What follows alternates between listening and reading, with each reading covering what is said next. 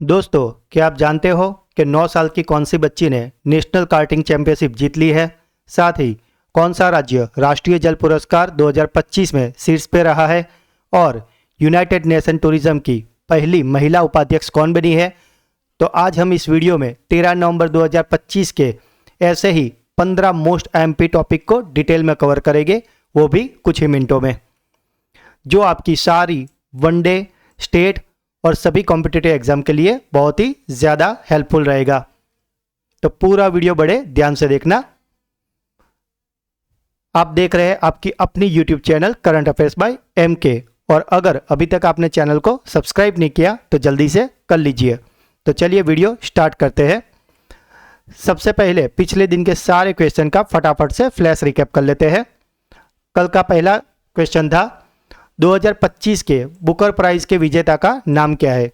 तो दोस्तों, ये जो 2025 के बुकर प्राइज़ है उनके विजेता अनाउंस हो गए हैं और वो बने हैं डेविड सजाले। डेविड सजाले को उनकी बुक फ्लैश के लिए ये विजेता पुरस्कार घोषित किया गया है। भारत में राष्ट्रीय शिक्षा दिवस कब मनाया जाता है?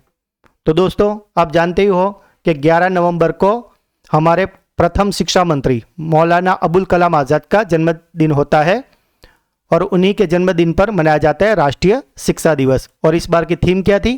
थीम थी एआई और शिक्षा।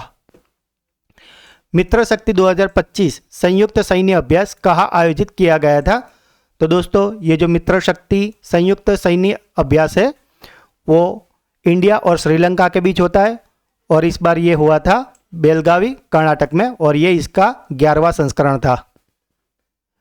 तेलंगाना राज्य गीत जया जया है तेलंगाना के गीतकार कौन है? तो दोस्तों, ये गीत के गीतकार है अंदे श्री और इनका अभी हाल ही में 10 नवंबर को निधन हो गया है।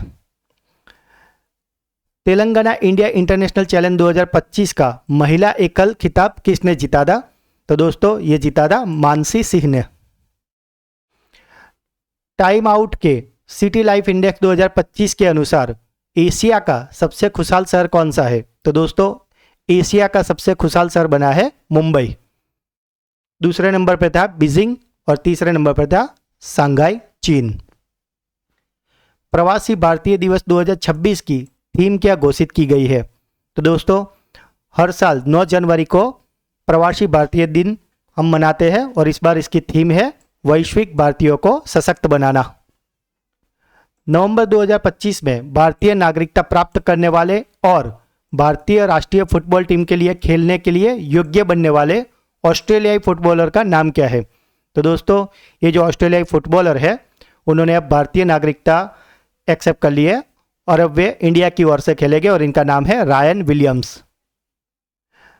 COP 31 2026 का आयोजन किस देश में होगा?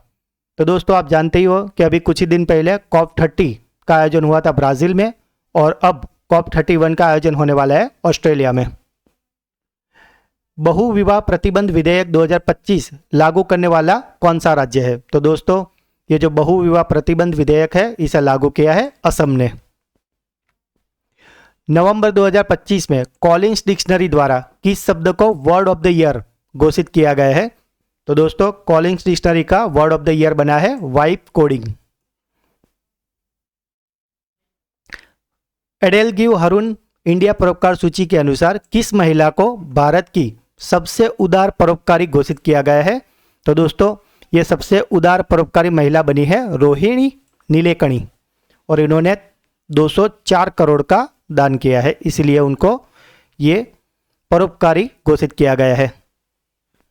8 नवंबर 2025 को दिए गए सरदार वल्लभ भाई पटेल राष्ट्रीय K9 ब्रेवरी अवार्ड 2025 से निम्नलिखित में से किसे सम्मानित किया गया था? तो दोस्तों, ये मिला था सीमा सुरक्षा बल का ट्रैकर डॉग जिसका नाम है Babita. BIMSTEC India marine research network का पहला द्विवार्षिक सम्मेलन नवंबर 2025 में कहाँ आयोजित किया गया था? तो दोस्तों, ये हुआ था कोच्चि, केरल में। और कल का आखिरी सवाल था किस राज्य सरकार ने ग्रीन साइकिल फॉर स्कूल योजना शुरू की है? तो ये शुरू की थी तमिलनाडु ने। तो दोस्तों, ये थे कल के 15 क्वेश्चन जिसका हमने फ्लैश रिकैप किया है। कल के वीडियो में हमने इसे काफ़ी डिटेल में और अच्छे से कवर किया था। तो अगर अभी तक आपने वो वीडियो नहीं देखा तो उसका लिंक डिस्क्रिप्शन में दिया है, तो आप उसे ज़रूर देख लें। तो चलिए स्टार्ट करते हैं आज का सेशन। आज का पहला सवाल, विश्व निमोनिया दिवस 2025 की थीम क्या थी? तो दोस्तों ये जो विश्व निमोनिया दिन है वो मनाया जाता है 12 नवंबर को, और इसकी इस बार की थीम थी बाल अस्तित्व यानी कि चाइल्ड सर्वाइवल। विश्व निमोनिया दिवस हर साल 12 नवंबर को मनाया जाता है और इसका उद्देश्य क्या है? इसका उद्देश्य है निमोनिया के बारे में वैश्विक जागरूकता बढ़ाना, इसकी रोकथाम, लक्षण और उपचार के बारे में जानकारी फैलाना है।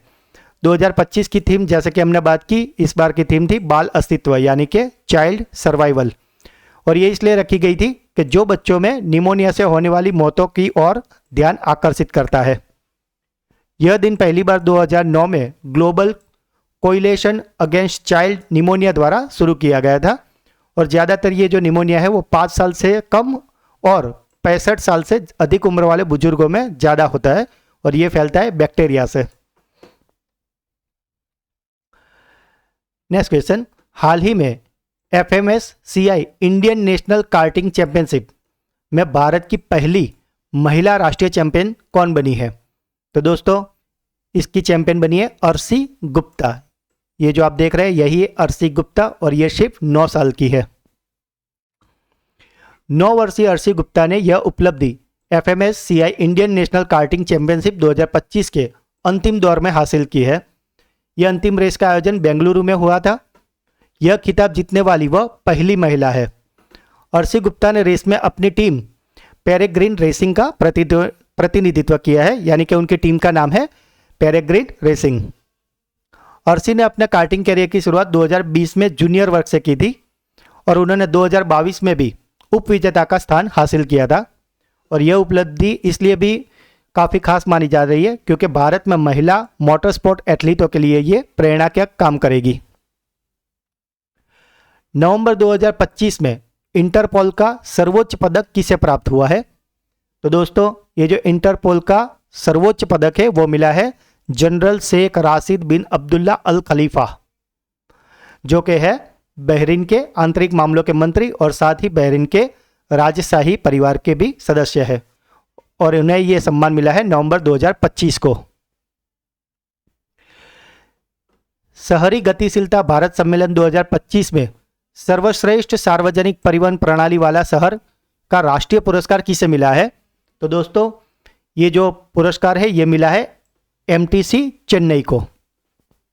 चेन्नई की मेट्रोपॉलिटन ट्रांसपोर्ट कॉरपोरेशन यानी कि MTC को यह पुरस्कार मिला है।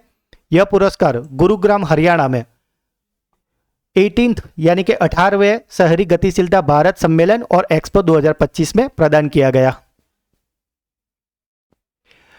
आज का मोस्ट एमपीसी क्वेश्चन, इसे आप डबल स्टार मार्क कर लीजिए। नवंबर 2025 में सम्राट राणा ने ISSF विश्व चैंपियनशिप में कौन सा पदक जीता है? तो दोस्तों ये है सम्राट राणा, और इन्होंने ISSF विश्व चैंपियनशिप में जीता है स्वर्ण पदक।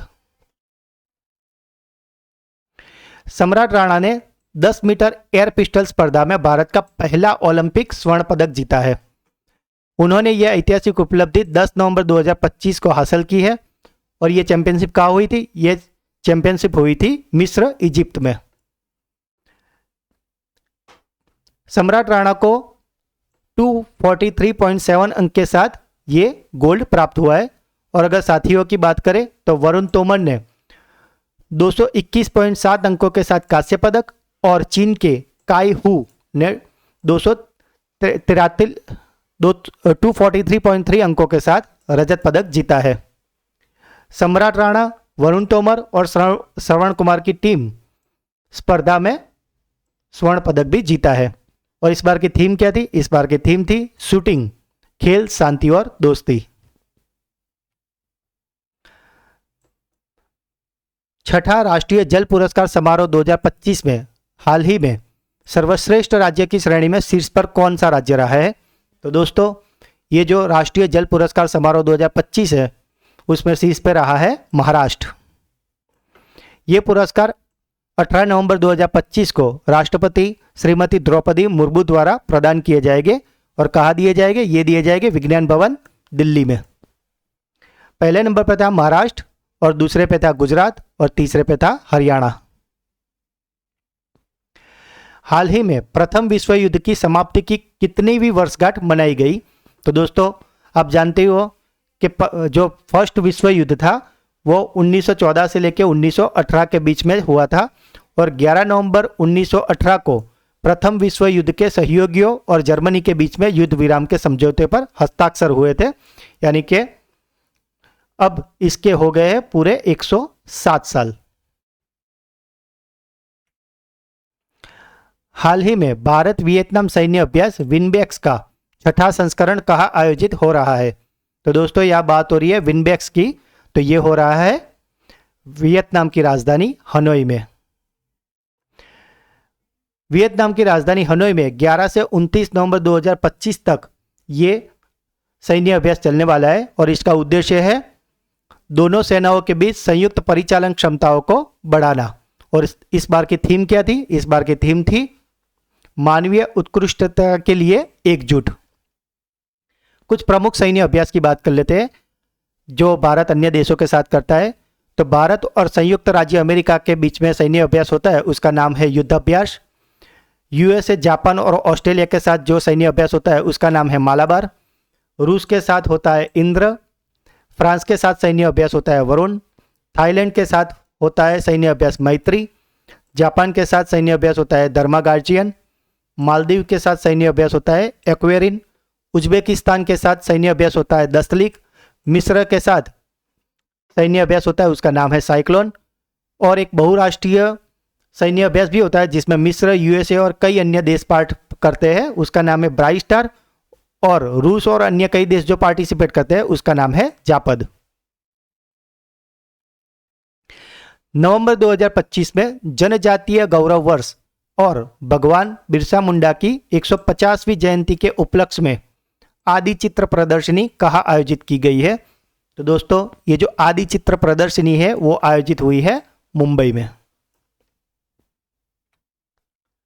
यह प्रदर्शनी 10 नवंबर 2025 से 16 नवंबर 2025 तक आयोजित की गई है और इसका आयोजन किसने किया है? इसका आयोजन किया है ट्राइफेड ने, यानी कि tribal cooperative marketing development federation of India limited ने।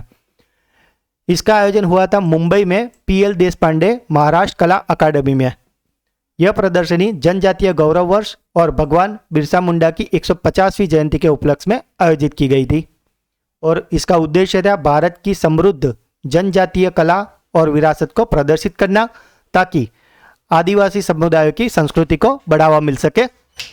इसमें महाराष्ट्र की वारली, ओडिशा की सौरा और पट्टचित्र, मध्य प्रदेश की गोंड और गुजरात की पिथौरा चित्रकलाओं सहित 100 से अधिक कलाकृतियों शामिल है। इस प्रदर्शनी का एक विशेष आकर्षण प्रतिभाशाली जनजातीय कलाकारों द्वारा की गई वारली चित्रकला है। ये जो आप देख रहे हैं यही है वारली चित्रकला और ये है भगवान बिरसा मुंडा। हाल ही में पारस्परिक पनडुब्बी खोज एवं बचाव सहायता ज्ञापन पर भारत ने किस देश के साथ हस्ताक्षर किए हैं? तो दोस्तों ये जो पनडुब्बी खोज एवं बचाव सहायता ज्ञापन पर भारत ने हस्ताक्षर किए वो किए हैं वियतनाम के साथ। हाल ही में किस राज्य के कृषि विभाग ने नया प्रतीक, चिन्ह और नारा जारी किया है? तो दोस्तों ये जो इमेज है आप में इसमें आप देख सकते हो ये है महाराष्ट्र के सीएम देवेंद्र फडणवीस जी।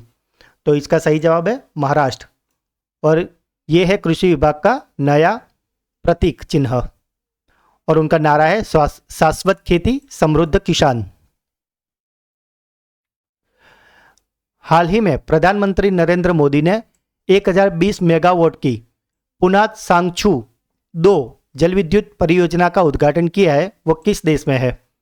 तो दोस्तों आप लोग जानते ही होंगे कि नरेंद्र मोदी ने 11 से 12 नवंबर 2025 तक भूटान की 2 दिवसीय राजकीय यात्रा की है। तो इसका सही जवाब है भूटान।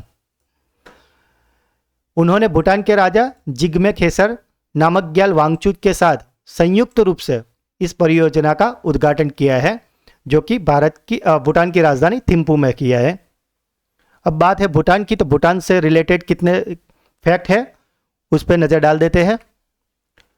भूटान की राजधानी है थिम्पू, भूटान की आधिकारिक भाषा है जोंगखा।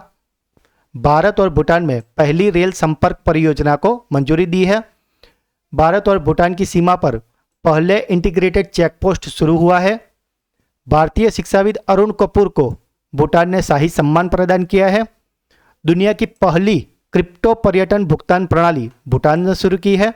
और भूटान के नवीनीकरण ऊर्जा क्षेत्र में रिलायंस समूह निवेश करेगा।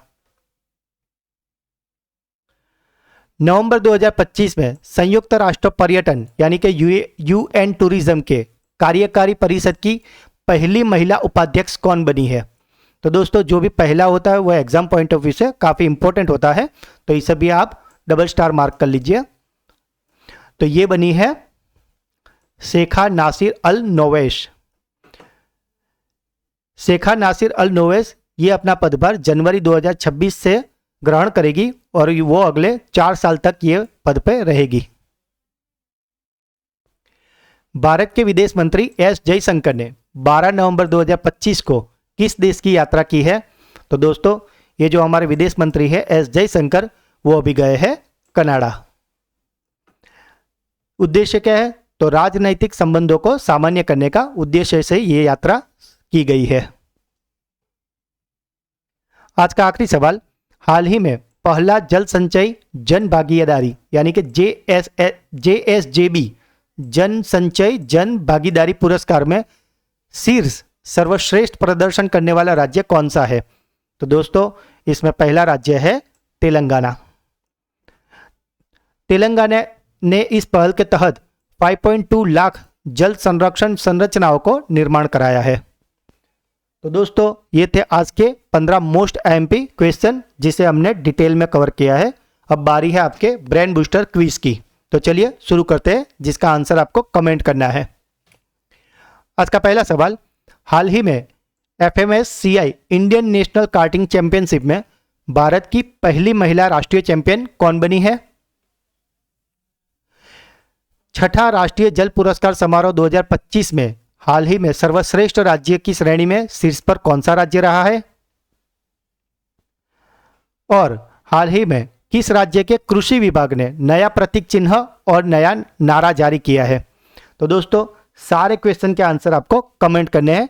अगर आप ये वीडियो बड़े ध्यान से देखते हो और दिए गए जितने भी क्वेश्चन पूछे जाते हैं उसके आंसर आप कमेंट करते हो, तो आप कोई भी वनडे, स्टेट या कोई भी कॉम्पिटिटिव एग्जाम दे रहे हो, आपको निश्चित फायदा होगा। तो अगर आपको वीडियो अच्छा लगा है तो वीडियो को लाइक करें। जो भी क्वेश्चन पूछे हैं या अगर आपका कोई डाउट है तो आप उसे कमेंट करें। वीडियो को अपने व्हाट्सएप, टेलीग्राम चैनल पर शेयर करिए। और अगर अभी तक आपने चैनल को सब्सक्राइब नहीं किया तो जल्दी से सब्सक्राइब कर लीजिए। तब मिलते हैं अगले वीडियो में, तब तक के लिए सीखते रहिए, आगे बढ़ते रहिए। धन्यवाद।